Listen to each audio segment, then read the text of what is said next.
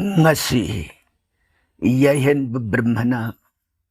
ꯑꯩꯈꯣꯏꯒꯤ ꯅꯨꯡꯁꯤꯖꯔꯤꯕ ꯚ꯭ꯌꯨꯋꯔꯁꯤꯡꯒꯤ ꯃꯔꯛꯇꯒꯤ ꯂꯥꯛꯀꯗꯧꯔꯤꯕ ꯃꯦꯔꯥꯊꯥꯒꯤ ꯄꯨꯔꯅꯤꯃꯥ ꯀꯣꯖꯥꯒꯔ ꯂꯛꯁꯃꯤ ꯄꯨꯖꯥꯒ ꯏꯔꯣꯏꯅꯅ ꯀꯣꯖꯥꯒꯔ ꯂꯛꯁꯃꯤ ꯄꯨꯖꯥꯒꯤ ꯃꯔꯝꯗ ꯕ꯭ꯂꯣꯛ ꯑꯃꯇꯪ ꯁꯦꯝꯕꯤꯔꯛꯅꯅꯕ ꯇꯥꯛꯄꯤꯔꯛꯈꯤꯕ ꯃꯣꯠ ꯂꯧꯈꯠꯆꯔꯒ ꯍꯥꯏꯔꯤꯕ ꯃꯦꯔꯥꯊꯥꯒꯤ ꯄꯨꯔꯅꯤꯃꯥ ꯑꯣꯛꯇꯣꯕꯔꯒꯤ ꯇꯥꯡ 6/2025 ꯅꯤꯡꯊꯧ ꯀꯥꯕꯒꯤ ꯄꯨꯖꯥꯒꯤ ꯂꯩꯔꯤꯕ ꯃꯥꯒꯤ ꯄꯨꯖꯥꯒꯤ ꯃꯇꯝꯅꯆꯤꯡꯕ ꯑꯃꯨꯛꯇꯪ ꯈ꯭ꯋꯥꯏ ꯄꯨꯟꯅ ꯈꯪꯃꯤꯟꯅꯕ ꯌꯥꯅꯅꯕ ꯃꯑꯣꯡꯗ ꯌꯥꯏꯍꯟꯕ ꯕ꯭ꯔꯍ꯭ꯃꯅ ꯄꯨꯊꯣꯛꯆꯔꯤ꯫ ꯑꯍꯥꯟꯕꯗ ꯅꯨꯡꯁꯤꯖꯔꯕ ꯑꯩꯈꯣꯏꯒꯤ ꯂꯤꯁꯅꯔ ꯚ꯭ꯌꯨꯋꯔ ꯄꯨꯝꯅꯃꯛꯄꯨ ꯏꯀꯣꯛꯅꯣꯟꯅ ꯈꯨꯔꯨꯝꯖꯔꯤ꯫ ꯍꯥꯏꯔꯤꯕ ꯀꯣꯖꯥꯒꯔ ꯅꯠꯇ꯭ꯔꯒ ꯀꯣꯖꯥꯒꯔꯤ ꯂꯛష్ꯃꯤ ꯄꯨꯖꯥ ꯍꯥꯏꯕꯁꯤꯗ ꯀꯣꯖꯥꯒꯔ ꯍꯥꯏꯕꯒꯤ ꯑꯥꯔꯊꯗꯤ ꯂꯛష్ꯃꯤ ꯏꯕꯦꯝꯃꯅ ꯍꯧꯒꯠꯄ ꯍꯥꯏꯕꯅꯤ꯫ ꯏꯕꯦꯝꯃꯅ ꯍꯧꯒꯠꯂꯒ ꯅꯨꯃꯤꯠ ꯑꯁꯤꯗ ꯑꯍꯤꯡ ꯆꯨꯞꯄꯁꯤ ꯄꯨꯔꯅꯤꯃꯥꯒꯤ ꯑꯍꯤꯡ ꯆꯨꯞꯄꯁꯤꯗ ꯄ꯭ꯔꯤꯊꯤꯕꯤꯁꯤꯗ ꯃꯪꯒꯣꯟꯕꯨ ꯄꯤꯔꯨꯒꯦ ꯍꯥꯏꯕꯒꯤꯗꯃꯛ ꯏꯕꯦꯝꯃꯅ ꯀꯣꯏꯅ ꯀꯣꯏꯅ ꯄ꯭ꯔꯤꯊꯤꯕꯤ ꯁꯤꯟꯕ ꯊꯨꯡꯅ ꯆꯠꯄ ꯑꯗꯨꯒꯨꯝꯕ ꯏꯕꯦꯝꯃꯒꯤ ꯃꯪꯒꯣꯜ ꯑꯁꯤꯔꯕꯥꯗ ꯄꯤꯕꯤꯕ ꯅꯨꯃꯤꯠꯅꯤ꯫ ꯃꯁꯤ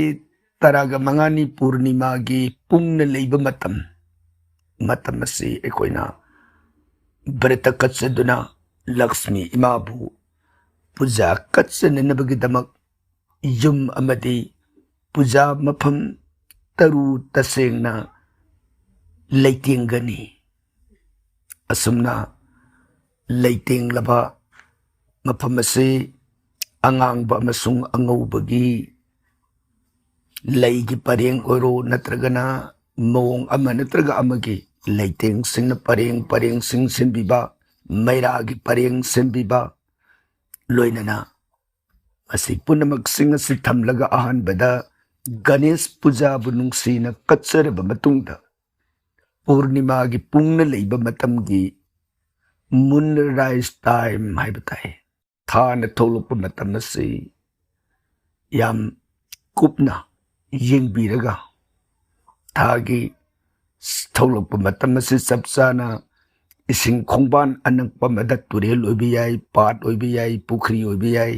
ꯑꯗꯨꯒꯤ ꯃꯄꯥꯟ ꯑꯗꯨꯗ ꯆꯠꯄꯤꯔꯒ ꯊꯣꯔꯛꯂꯤꯕ ꯊꯥꯖꯒꯤ ꯃꯥꯏꯊꯣꯡꯕꯨ ꯅꯨꯡꯁꯤꯅ ꯆꯤꯡꯅ ꯌꯦꯡꯖꯔꯒ ꯊꯥ ꯑꯗꯨꯃꯛ ꯂꯛష్ꯃꯤ ꯏꯃꯥꯃꯛꯅꯤ ꯍꯥꯏꯅ ꯈꯟꯖꯔꯒ ꯅꯅꯥꯏꯒꯤ ꯖꯣꯜ ꯄꯥꯇ꯭ꯔ ꯏꯁꯤꯡ ꯄꯥꯇ꯭ꯔꯁꯤꯗ ꯏꯃꯥ ꯂꯦꯡꯁꯤꯟꯕꯤꯔꯣ ꯍꯥꯏꯗꯅ ꯈꯜꯂꯒ ꯏꯁꯤꯡ ꯑꯗꯨꯕꯨ ꯁꯣꯛꯂꯕ ꯏꯁꯤꯡ ꯑꯗꯨꯕꯨ ꯀꯅꯥꯒꯨꯝꯕ ꯑꯃꯒꯤ ꯃꯐꯝꯗ ꯎꯗꯅꯅꯕ ꯑꯩꯅ ꯌꯥꯝꯅ ꯆꯦꯛꯁꯤꯟꯅ ꯐꯤꯅ ꯅꯠꯇ꯭ꯔꯒ ꯀꯔꯤꯒꯨꯝꯕ ꯂꯥꯒꯨꯝꯕ ꯑꯃꯅ ꯀꯨꯞꯄꯒ ꯃꯗꯨꯕꯨ ꯌꯨꯝꯗ ꯄꯨꯔꯛꯇꯨꯅ ꯑꯩꯒꯤ ꯄꯨꯖꯥ ꯀꯠꯆꯒꯗꯧꯔꯤꯕ ꯃꯐꯝ ꯑꯗꯨꯗ ꯂꯦꯡꯁꯤꯜꯂꯒ ꯄꯨꯖꯥ ꯑꯁꯤ ꯀꯠꯆꯒꯅꯤ꯫ ꯃꯁꯤꯅ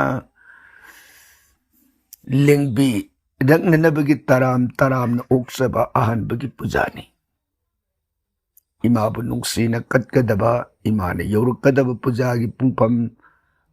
ꯑꯗꯨ ꯆꯞ ꯆꯥꯅ ꯂꯩ ꯆꯟꯗꯣꯟ, ꯙꯨꯞ ꯊꯥꯎꯃꯩ, ꯈꯦꯔꯅꯆꯤꯡꯕ ꯑꯍꯥꯎ ꯑꯊꯨꯝ ꯀꯠꯆꯔꯒ ꯏꯃꯥꯅ ꯂꯦꯡꯕꯤꯔꯛꯄꯒꯤ ꯄꯨꯡꯐꯝ ꯑꯗꯨꯗ ꯑꯃꯨꯛꯀ ꯍꯟꯅ ꯈꯨꯔꯨꯝꯖꯒꯅꯤ꯫ ꯀꯣꯖꯥꯒꯔꯤ ꯄꯨꯖꯥ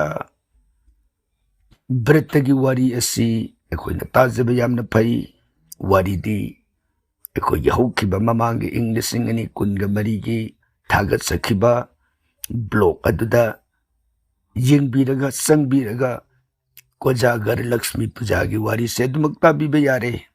ꯑꯗꯨꯒ ꯍꯟꯗꯛ ꯑꯩꯈꯣꯏꯅ ꯁꯦꯝꯖꯔꯤꯕꯁꯤꯗꯤ ꯋꯥꯔꯤꯒꯤ ꯋꯥꯐꯝꯁꯤꯃꯗꯤ ꯊꯥꯗꯣꯛꯆꯔꯒ ꯀꯣꯖꯥꯒꯔꯒꯤ ꯄꯨꯖꯥꯒꯤ ꯂꯩꯕ ꯃꯇꯝ ꯍꯥꯏꯕꯅꯆꯤꯡꯕꯁꯤꯈꯛ ꯁꯦꯝꯖꯕꯅꯤ꯫ ꯆꯍꯤꯁꯤꯒꯤ ꯀꯣꯖꯥꯒꯔ ꯂꯛꯁꯃꯤ ꯏꯃꯥꯅ ꯍꯧꯒꯠꯇꯨꯅ ꯑꯍꯤꯡ ꯑꯁꯤꯗ ꯃꯪꯒꯣꯜ ꯄꯤꯔꯨꯒꯦ ꯍꯥꯏꯅ ꯂꯥꯛꯀꯗꯕ ꯅꯨꯃꯤꯠ ꯑꯁꯤ ꯑꯣꯛꯇꯣꯕꯔꯒꯤ ꯇꯥꯡ 6/2025 ꯅꯤꯡꯊꯧ ꯀꯥꯕ ꯅꯨꯃꯤꯠꯁꯤꯒꯤ ꯃꯅꯤꯄꯨꯔꯁꯤꯗ ꯏꯕꯦꯝꯃꯅ ꯄ꯭ꯔꯤꯊꯤꯕꯤ ꯁꯤꯟꯕ ꯊꯨꯡꯅ ꯆꯠꯂꯛꯄꯗ ꯃꯅꯤꯄꯨꯔꯗ ꯇꯥꯔꯒꯗꯕ ꯃꯇꯝ, ꯈ꯭ꯋꯥꯏꯗꯒꯤ ꯐꯕ ꯏꯕꯦꯝꯃꯒꯤ ꯄꯨꯖꯥꯒꯤ ꯃꯇꯝ ꯍꯥꯏꯔꯒꯗꯤ ꯅꯨꯃꯤꯗꯥꯡꯒꯤ ꯄꯨꯡ 10:39 ꯗꯒꯤ